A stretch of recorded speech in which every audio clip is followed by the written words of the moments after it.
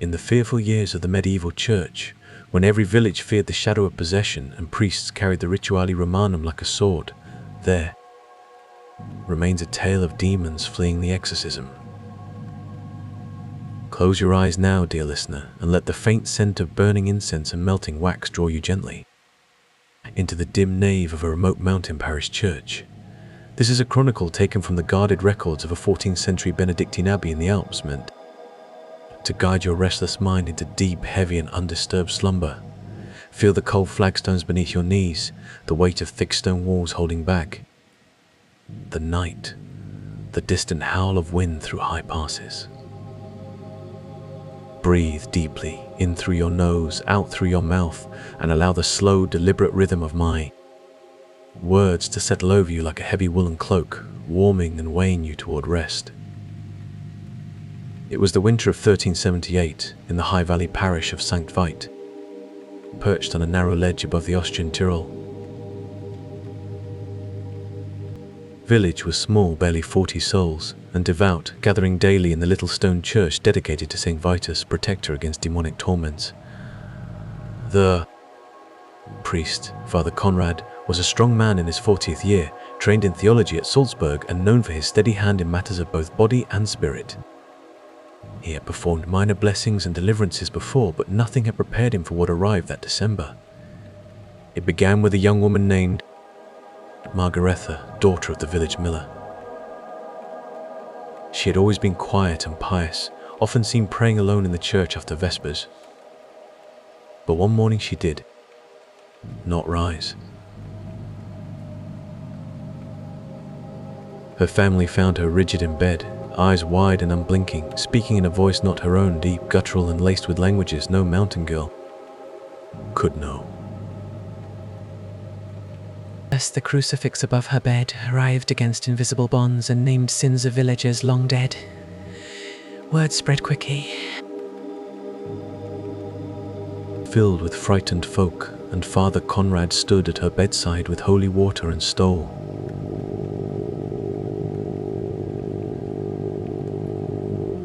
The first attempts were gentle, prayers of protection, sprinkling of water, the laying on of hands. But the thing within Margaretha laughed. A sound like gravel poured down a well and dashed the aspergillum from the priest's hand, begging for help. 3 days later, in the midst of a howling blizzard, 2 monks arrived, Brother Anselm, an elderly exorcist of renowned holiness, and young Brother Lucas, sent to assist and to learn. Picture it with me, listener, the small church packed with villagers wrapped in blankets, their breath rising like incense in the freezing air.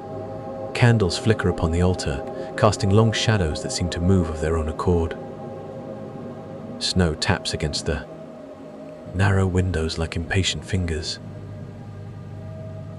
Feel your own body grow heavier, your shoulders loosen as we linger here in this sacred yet fearful place. Inhale the blessed chords, her eyes rolling white. 6 strong men held her down upon a mattress before the altar. Father Conrad assisted at the priest's right hand, Brother Lucas at the left, holding the rituale and the vessel of holy water. The villagers knelt in the pews, rosaries clicking softly, they murmured, Pater Noster's a constant undercurrent. Brother Anselm's voice was calm but iron firm as he began the litany. Exorcizo te immundissime spiritus, the response was immediate and terrifying.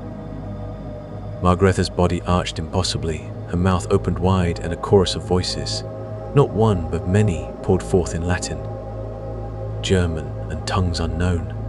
They mocked the saints, revealed hidden sins of those present, threatened torments unspeakable.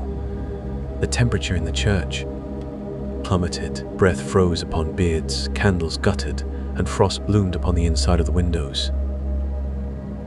Yet Brother Anselm did not falter. Hour after hour he continued psalms, gospel readings, commands in the name of Christ, sprinklings of holy water that hissed like hot iron upon the girl's skin. The demons named themselves legion, they claimed, a host of fallen spirits cast out long ago from distant lands, now seeking refuge in this remote valley. They boasted of their strength, yet with each invocation their voices grew strained, as though pulled against their will.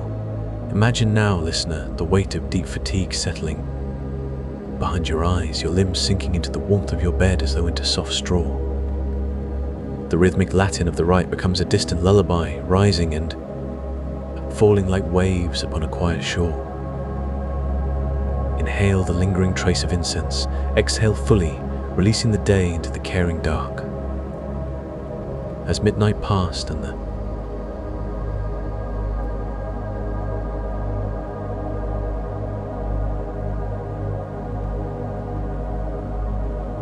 hours toward dawn wore on, something shifted. The demons' threats turned to bargaining, then to pleading.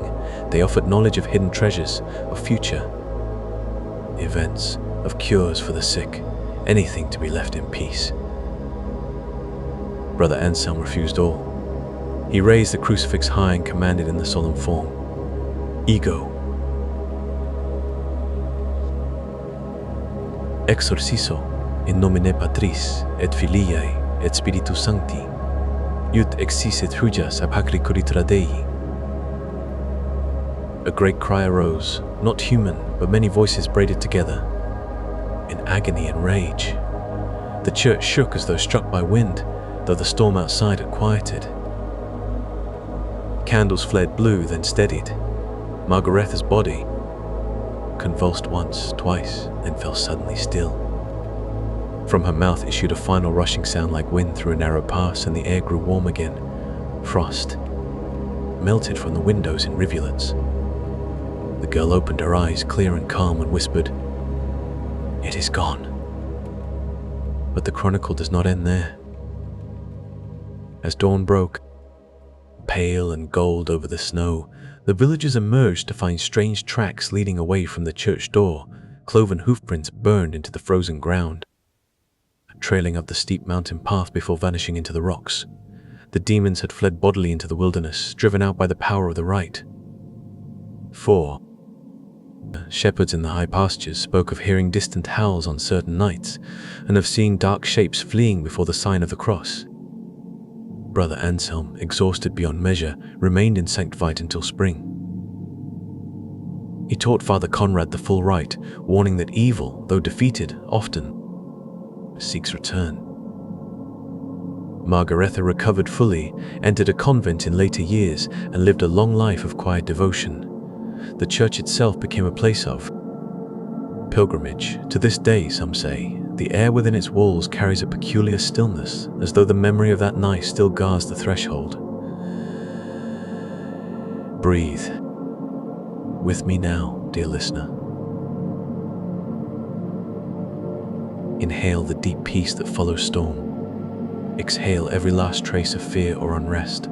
Feel your body completely heavy, your mind quiet as a cloister after the final bell. Guard your coming in and your going out, from this time forth and forevermore.